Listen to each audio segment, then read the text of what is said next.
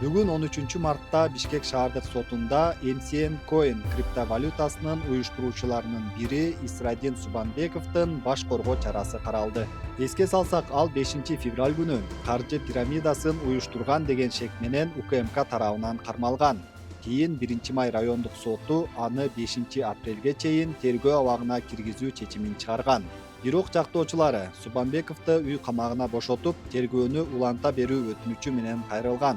Натыйжада шаардык сот баш коргоо чарасын өзгөртүүсүз калтырды.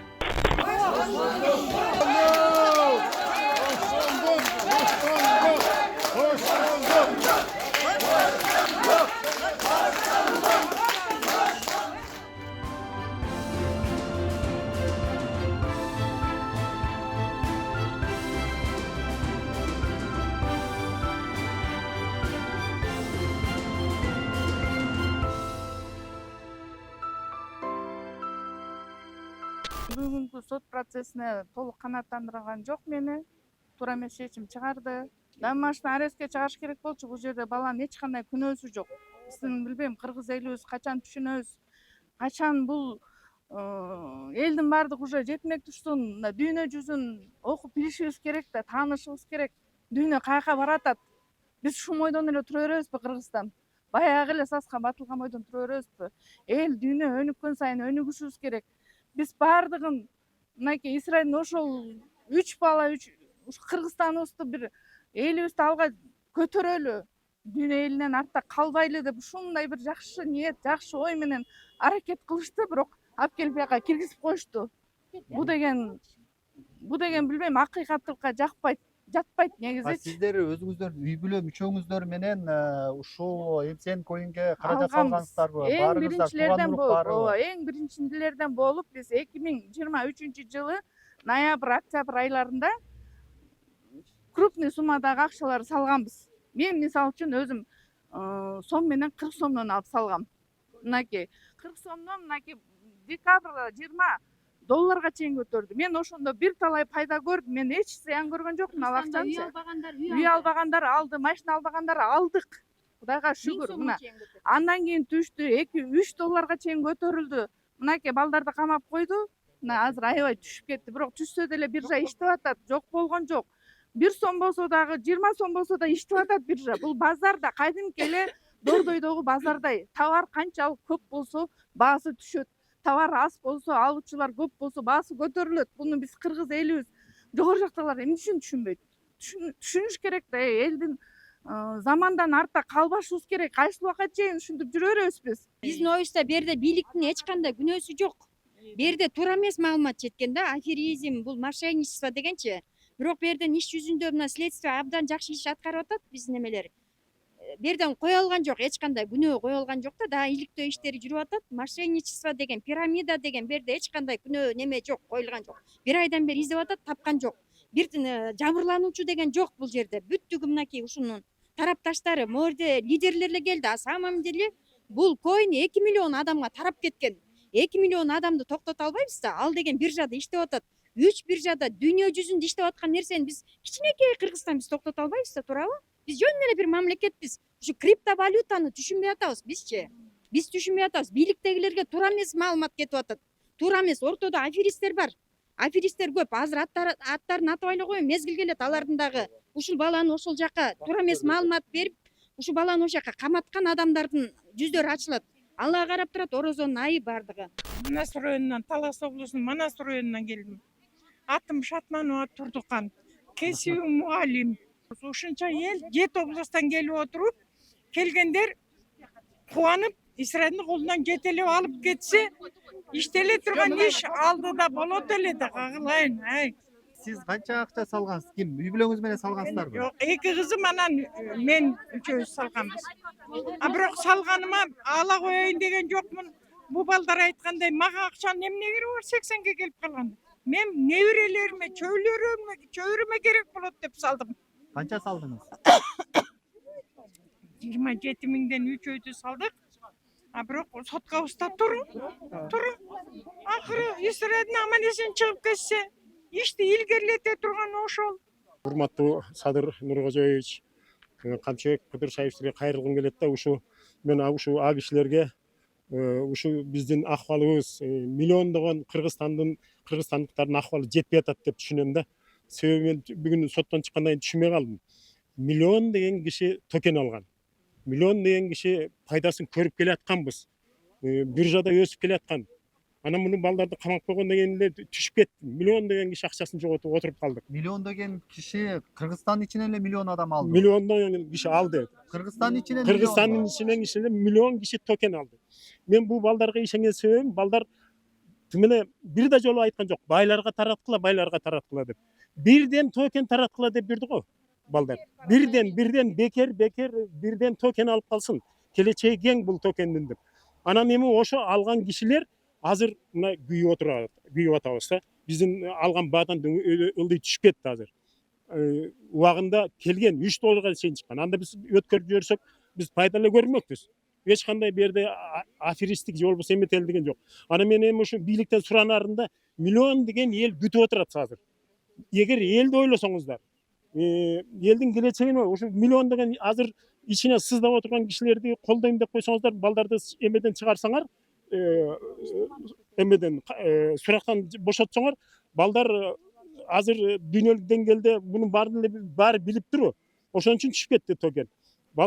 Токендин баасы көтөрүлөт эле дагы блокчейн иштетип, биздин акчабызды кайта ала элек да. Мен жогорку маалыматтуу эмгек сиңирген укук коргоочумун. Баткен областынан келген. Мен муну изилдеп туруп киргем. Эмне себептен мунун проекти жаккан мага. Ушу проекттеринин бири менин проектиме туура келип атат. Мен ошон үчүн кирдим. Мындай айтып атат, көчмөндөр оюн колдой берсе сүрөтүн тартып койгон экен, кирип. Бул балдардын бирөөсү менен мен сүйлөштүм. Менде проект бар дедим. 12 проект менен 5-6 жылдан бери жүрөм мен. Баарын аткардым. Касманбетов өзү телевидениеге чакырып, элге жарыя кылыңыз, сонун проект экен деди. Мен ошо проектимди айттым балдарга. Ушу десем, эң сонун биз колдой турган проект экен. Бүт кыргыз элиге керек проект булчу. Мына менин проектимем токтоп калды. Потому что акчанын жоктугунан биз спонсорлук кылабыз деди, проектиңизди ишке ашырабыз деди. Себеби бүгүнкү күнү кыргыздын каада салтыны, үрп адатыны, оюндарыны өнүктүрүү мезгили келди. Биз ар кимдерди дуурай берип, бири орус, бири япон, бири кытай балекет болуп жатып калдык, кыргыз болбой калдык бүгүнкү күнү. Биз ошо проектти колдоп чыккан балдарды мен колдоп, укмуш сонун иштер жасап атыпсыңар деп Манастын китебин алып келип бердим. Жусуп Мамай чыгара албай калып кеткен китепти ушуну чыгарып бергиле, элге тараталы десем макул деди. Шахмат боюнча кыргыз балдарыны үйрөтүш боюнча китеп тапкы бердим. Көбөйткүлө ушуну десем макул деди. Андан тышкары 12 проект бердим. Ушул кыргыздын каада салттарын өнүктүрүү. Өзүңүз акча салып, мындай кылдыңыз? Кылдым, аны кое тур, элдин баары акча салбаса член болмок беле. Инвестор болуп атпайбыз биз. Анан боз үй боюнча 3 том жазган 90га кирген Чалбар көлдө. Ушунун китебин алып келип бердим. Ушуну чыгарып бергиле. Эл билбейт бүгүнкү күнү боз үй деген эмне, анын кандай касиеттери бар.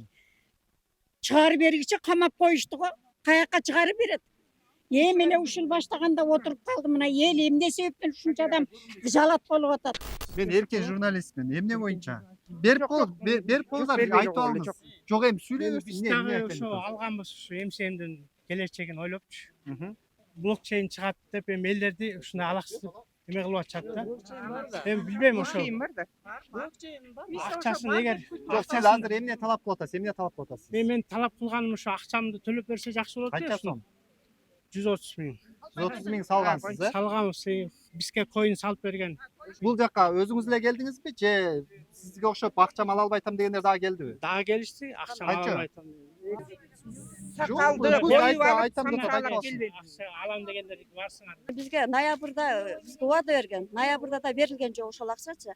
Анан январдын 15-inde чыгат деди, анда чыккан жок. Биз 5 айдан бери жүрөбүз да ошо үмүт кылып. Мен эгерде ошол акчаны башка нерсеге жумшасам, өзүмө керектүү акчаны тапмакмын. Мен азыр 5-6 баламды таштап коюп жүрүп атам азыр. Сиз азыр сата аласызбы колдорду? Жок, мен БМди чогултуп койдум ал акчанычы. Чогултуп Азыр койдум. сатсаңыз болобу экен? Сатканда ал деген азыр эчтеке копейка, эчтеке 20 сомдон ким алат аны? Мен ошо 200 сомдон сатып алгам, ошол убакта 200 сомдон алгам. 200 сомдон мага төлөп берсин, мен азыр өткөрүп берем ошо монетаны. Анан биз бул проектке Кыргызстандын өнүгүшү үчүн, балдарыбыздын келечеги үчүн деп ушу блокчейнге биз инвестиция кылганбыз. Бизди бирөө заставить эткен эмес, өзүбүздүн каалообуз менен инвестиция кылганбыз. Азыркы күндө ошол бүт өзүбүздүн токендерибиз колдорубузда турат. Кыргызстандын келечеги үчүн ушундай илимдүү, билимдүү балдар керек. Ушул проекттин колдоп, анан биз дагы өзүбүздүн үй бүлөбүз менен салганбыз. Канча айта аласызбы? Жок, Жашыруун эми ол болбосо. немеси жок, секрети жок. Мен ошо 100 000 салгам. Ушул акчалар качан көбөйөт деп ойлогонсуз? Дагы деле эмне себептен ишенип атасыз буга? Ишенгенин себеби буну бүт башка мамлекеттер Кыргызстан регистрация кылбаган менен дүйнө боюнча иштеп атат. Бул биржага чыгып атат. Биз ону интернеттен, азыркы интернет заманында көрүп отурабыз. Азыркы күндө ошо интернет акчаны элдин азыркы күндө ушул акчага керектик бар. Адамдардын ушу немеси бар. Буну бүт өнүккөн өскөн мамлекеттер колдоп атышат. Эми кийинки сотто биз соттордон акыйкаттыкты талап кылабыз. Ишенебиз, ушу туура чечим чыгарып берет деп ишенебиз биз. Дагы да күтөбүз, дагы да үмүт кылабыз соттордон. Ошо Укук коргоо органдары айткандай бул алдамчылык беренеси, финансы пирамида уюштурууга айыптап атпайбы? эгер чындап Сиздерде ошондой белгилер барбы? эгер Эмне үчүн ишениш керек? Ишенип атасыздар ушул күнгө эгер чейин. бул жерде пирамида болсо, пирамиданы уктуңар беле, пирамиданын начальниктери же болбосо бир жерде офиси барын уктуңар беле. Булар килейген офис ачкан. Кыргызстан эмес, Москвага чейин кыдырды. Лицолордун бардыгы интернеттерде жүрөт. Жашырынган жок, бекиген жок, эч жерге эч кандай эч нерсе эметкен жок. Элдин астында, мына эл туру, публиканын астында жүрдү. А пирамида андай эмес да. Пирамида менен бул криптовалюта деген такыр бөлөк нерсе. Такыр бөлөк нерсе. Пирамида деген алар өздөрүнүн эмелерин жашырат. Акчаларын алат да туш тарапка качат. А булар качкан жок. Булар наоборот блокчейнге аракет кылышып атат. Мынакей Кудайга шүгүр, эми Кудай буйруса блокчейнде бүтүп калды. Апрель айында күтүп атабыз жалпы кыргыз эли. Уже бир эмес, Ошо үчүнчү блокчейндерди ким бүтүрүп атат экен? Мында реалдуу бир документтерин көрүп ишенген адам барбы? бар, буйруса документтери бар. Соттун колуна тапшырылды. Блокчейнге төгүлгөн акчаларынан бери, квитанцияларынан бери тапшырылып атат. Бир заявленияда жок кандай. Бир мынакей мен токен алдым, мен токенден күйүп калдым деген бир жаран арыз жазган жок. Бир арыз жазылган жок. Даже процессте көрдүңөр да. Кана арызын бергилечи, кимден түштү арыз десе бере албай коюшту го прокуратура. Бере албай коюшту эч ким. Берде эч кандай аферисттик алдамай жок, аферисттик жок. Мынакей мен алдым, мен токеним туру. Мен токенди азыр деле сатсам болот токенимди. Бирок мурку мен алган баадан төмөн түшүп кетти, себеби балдар камалып калган үчүн. Балдар чыкса, токен көтөрүлөт эле дагы мен өзүм акчамды кайта кайрылып алганга 100% эмем бар да, мүмкүнчүлүгүм бар. Анан ошон үчүн миллион деген элдин муктаждыгын, суранычын актап, ушу балдарды актап чыгарып коюшса, балдар максатына жетип блокчейнди иштетсе. Сиздер өзүңүздөр ушул акча салып жатканда башка да бир эксперттерден сурап, анализ кылып көрдүңүздөрбү? Көрдүм. Акчама күйбөйбү? Бул акыр чеги барып кайерге такалат деген. Ооба, мен өзүм жогорку билимдүүмүн. Билимим бар. Мен деле криптовалюта дүйнөсүн жакшы окуйм. Мен бул мисалы үчүн бүт дүйнөдө азыр криптовалютаны ар бир өлкө киргизип атат. Жанталашып киргизип атат. Биздин балдар бүт дайындап койгон мунун балдардын чогулуштарына катышып жүрдүм. Криптовалютанын жанагы улам биржага, Мекси биржага кирди, Элбанк биржасына кирди. Дагы биржаларга кирген жаткан, Байбитке кирген жаткан, Binance'га кирген жаткан. Мына балдардын немесинен торгус болуп калып, биздин токендин баасы түшүп кетип атпайбы? Эми ошо эл миллиондогон кыргыз азыр токенин алып күтүп атат ушу мамлекет. Миллиондогон деп атасыздар, бирок ишенсе болобу? Миллион деген кайсы жерге катталган? Миллион адам.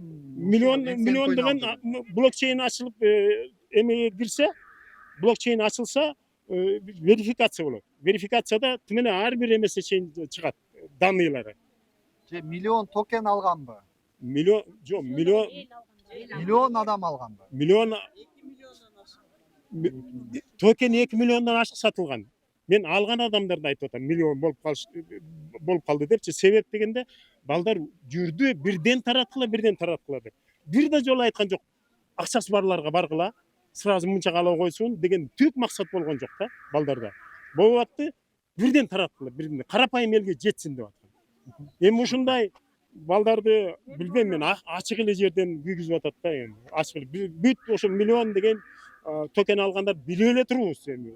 Жок жерден балдар камалып атат. Жок жерден. Ушу чыгарып коюшса, Садыр Нуркожоевич, Камчы Кыдыршаевичтерге аябай ыраазы болот элек да. Эми ал кишилер эми эл деген кишилер, эл үчүн кызмат кылып аткан кишилер, анан бул ахвалды мен оюмча туура эмес жеткизип атат да ал кишилерге.